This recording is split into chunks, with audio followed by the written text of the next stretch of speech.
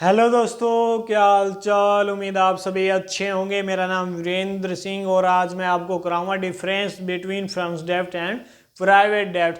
Firms की डेब्ट क्या होती है। अच्छा, सबसे पहले हम जान लेते हैं फर्म क्या होती हैं। जब हमारे 3-4 पर्सनस मिलके किसी बिजनेस को चला रहे होते हैं, उसको संभाल रहे होते हैं, तो उसको हम कोलेक्टिवली इकट्ठे हम फर्म बोल देते हैं। और जब किसी एक की बात करते हैं तो उसको पार्टनर बोल देते हैं।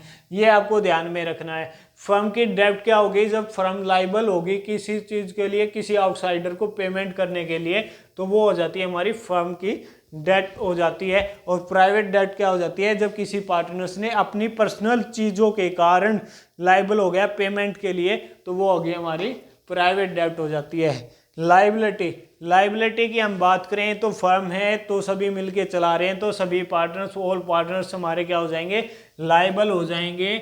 और जॉइंटली भी और सेवरली भी। जॉइंटली क्योंकि मिलके चला रहे हैं, फर्म है, बिजनेस पर्पस है।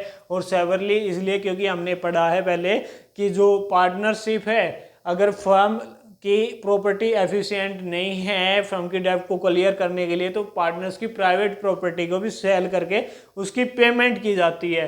फिर है इसमें concert partner is personally liable. Concert partner यानी कि जो जिसकी प्राइवेट डेब्ट है जिस पार्टनर्स की, वही उसको पेमेंट करेगा। उसने अपनी पर्सनल चीज़ों के लिए एक्सपेंस किया है, तो दूसरे पार्टनर्स उसके लिए पेमेंट क्यों करेंगे, तो वो पर्सनली उस चीज़ की पेमेंट करेगा जो भी कंसर्ट पार्टनर है। फिर है एप्लीकेशन ऑफ फर्म्स प्रॉपर्टी।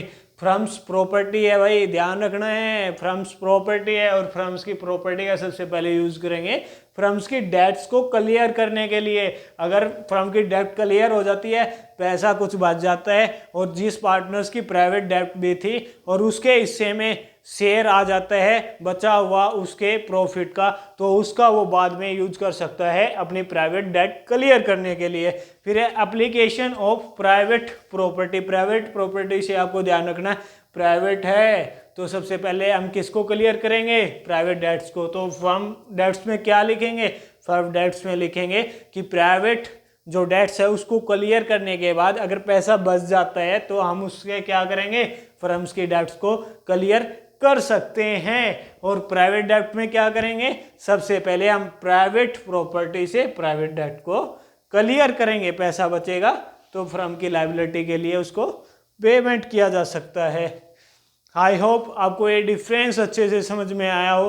अगर अब भी आपको कोई डाउट बाकी है तो नीचे कमेंट सेक्शन में जाइए और ज़रूर लिखें कि सर इस पॉइंट में अभी डाउट बाकी है। जब भी मैं नेक्स्ट टाइम सेम टॉपिक के ऊपर वीडियो बनाऊंगा तो उस चीज़ को ध्यान में रखूँगा और उस टाइम पे उस पॉइंट को और ज़्यादा से अच्छे से एक्सप्लेन करूँगा, ताकि आपको ये डाउट दोबारा ना आए। वीडियो देखने के लिए thank you. Have a nice